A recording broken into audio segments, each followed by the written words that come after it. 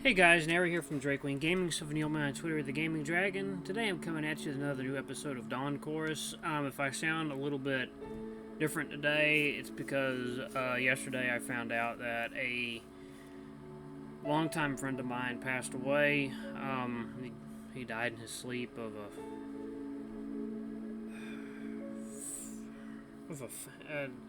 it's like, I'd rather not say.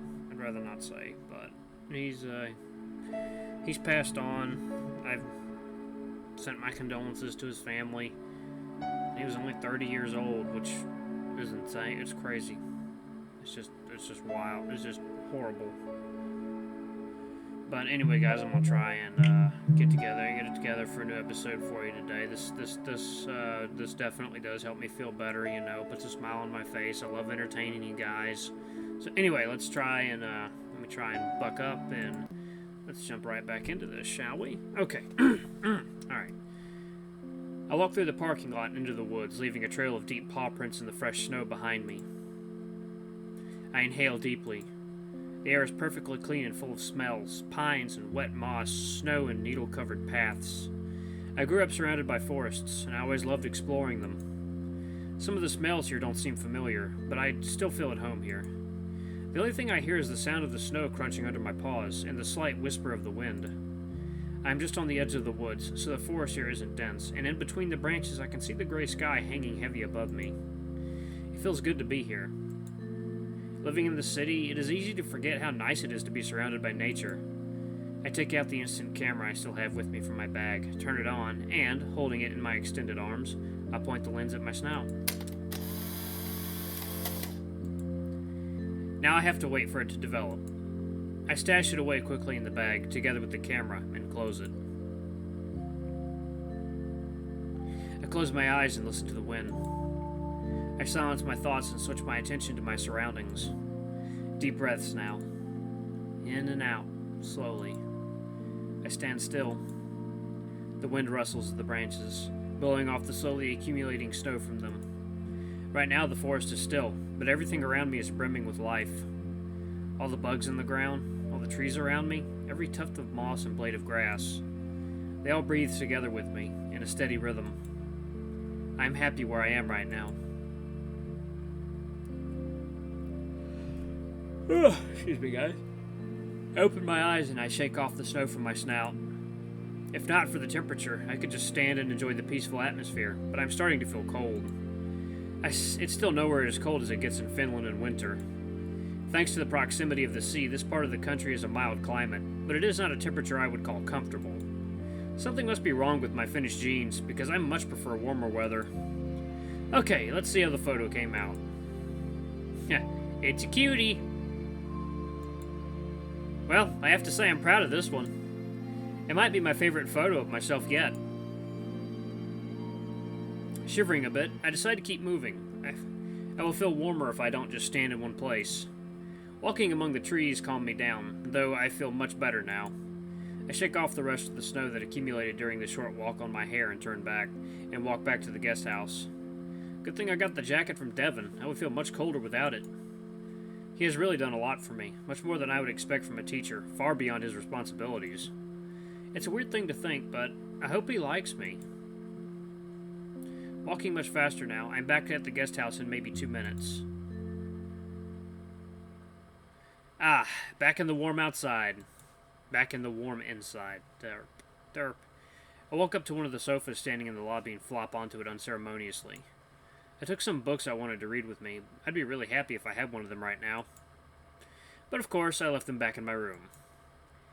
Only now it really hits me that I will not be able to use anything I left there, including my DSLR, the books I have taken, my headphones, or even my pajamas. At least it's mildly comforting that it's only for today. And thankfully, I have my phone with me.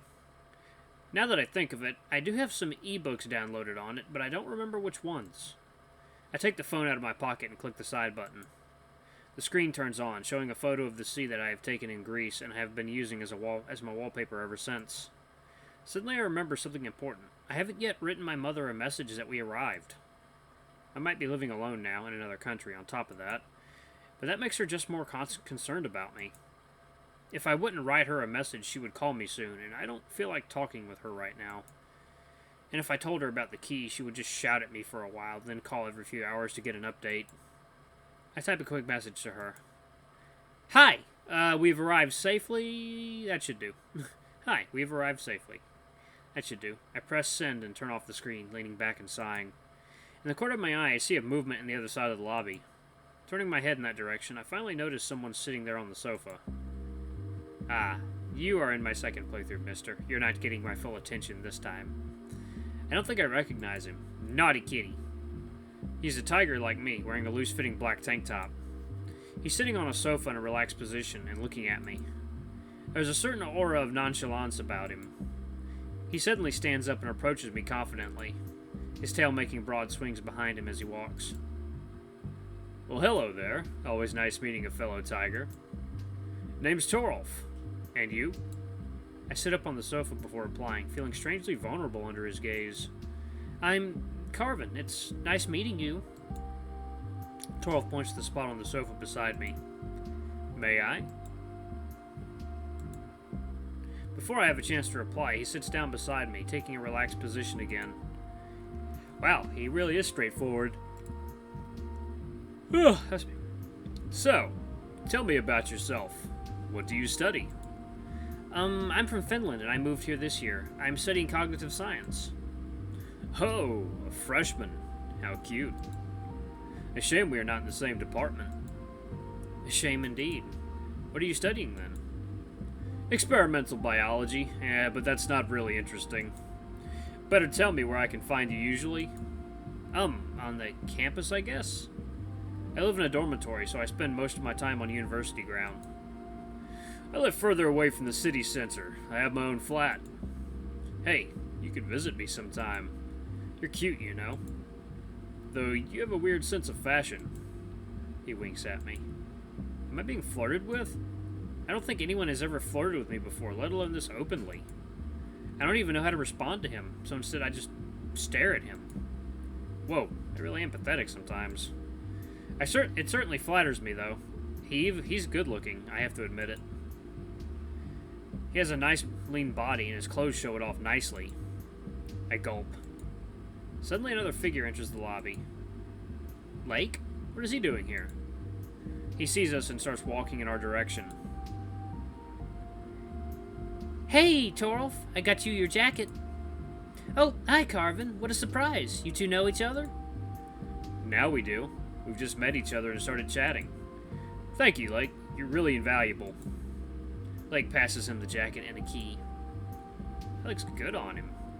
Oh, so they are friends. Good enough friends that Torulf sent Lake to fetch him his jacket. Frankly, I don't know much about Lake's friends. When I was visiting him, he was always either alone or with his roommate. We were just going outside for a walk together, but I left my jacket in my room. Yeah, Torulf bumped into me in the corridor and suggested going somewhere together, and I've been meaning to go for a walk anyway. It's been nice talking with you, Carvin. I'll catch you later, okay? Sure, have a nice walk, you two. Thank you, Carvin. See you later. They leave through the entrance door, and so I'm left alone in the lobby. Phew! I lean back on the sofa and relax finally. This was really something else. Torulf, what an interesting guy. He didn't really tell me anything about himself, did he? Just that he studies experimental biology and has his own flat. And that he finds me cute. I blush again. Well, he is handsome, too. He told me he will catch me later, so I should expect to meet him again. I hope it won't be as awkward as our pretty one-sided conversation now was. I close my eyes and let my thoughts wander. For a moment, I thought about opening an ebook, but I don't feel like reading right now. Just a bit too much has happened lately. So until the end of the day, I have to find myself another room to stay in.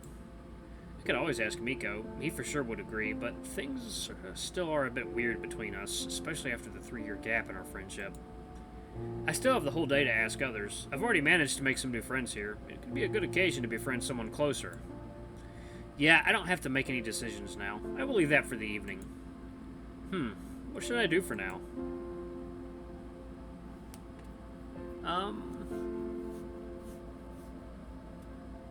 Let's go to the terrace. Not feeling like sitting in the guest house, confined by its walls, I exit it once again and step outside, taking a lungful of the crisp air. Instead of going to the forest again, I want to walk around the guest house to see it from the other angles. Turning right, I start walking along its wooden walls. I'm still in awe of this building. It feels like its every single detail was carefully thought out. Walking around another corner, I finally see the terrace that Devon mentioned earlier. It's big, bigger than I expected. Half of it is covered in snow, the other half is hidden under a roof. On the wall, there is also a door that leads back to the guest house. Under the roof, I see 2 other students, but I'm only familiar with one of them. Jorgen. And a raccoon I haven't seen before. Raccoons rarely live in this part of the world. I wonder if he's from here.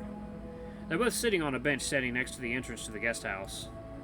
Jorgen is simply sitting and looking at some point in the distance, holding a book in his paw, while the other student is playing some game on a paw-held console. If they notice me approaching, they do nothing to acknowledge my presence, so I call out to them. Hey there! What are you doing here? Carvin.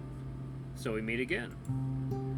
Only now I notice that he has a very soft voice and speaks with almost no accent, and there's a certain elegance to the way he pronounces words. He greets me with a slight nod, while the smaller animal notices me finally and pauses his game. Oh! Hello there. I think we don't know each other yet. So your name is Carvin, yes? I'm Travis, and I came out here to play. It's nicer staying here than inside. Yes, that's me. It's nice to meet you too, Travis.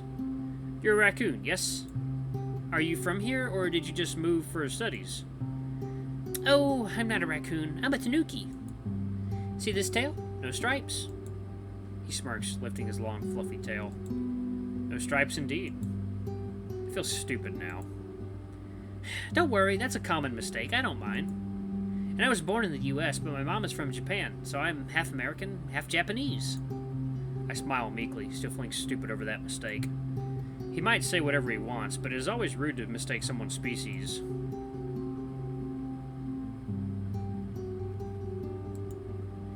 What is that book you're reading? Jorgen looks at me through his thick glasses from behind his book. It's a novel by Snoutgard, a Norwegian writer I really enjoy. He blends existentialism with naturalism, and his books are often semi-biographical. He constructs them from mundane details, but together they create coherent portraits of life as a whole. This is often based on the radical self-exposure and self-humiliation he's employing in his books, but this makes it all only more interesting. It was really groundbreaking when it came out. The sheer amount of mundane details he put in those books is insane, but somehow it all works. Okay, sounds fun. I will check him out for sure. No, I won't. I understand maybe half of what Jorgen was saying. Next to him, Travis tries to stifle a chuckle without success. Ignoring us, the bat turns his gaze from me back to the book. Right now, I'm at the fragment where he describes in detail how he and his horse friend were taking a piss together in a forest when they were kids. I love how unpoetic and straightforward it is. Okay, that's a bit more than I wanted to know. Jorgen seems really fascinated by what he's reading, though. Actually, he's almost smiling. Almost. Jorgen, you know, I don't think you're really convincing Carvin.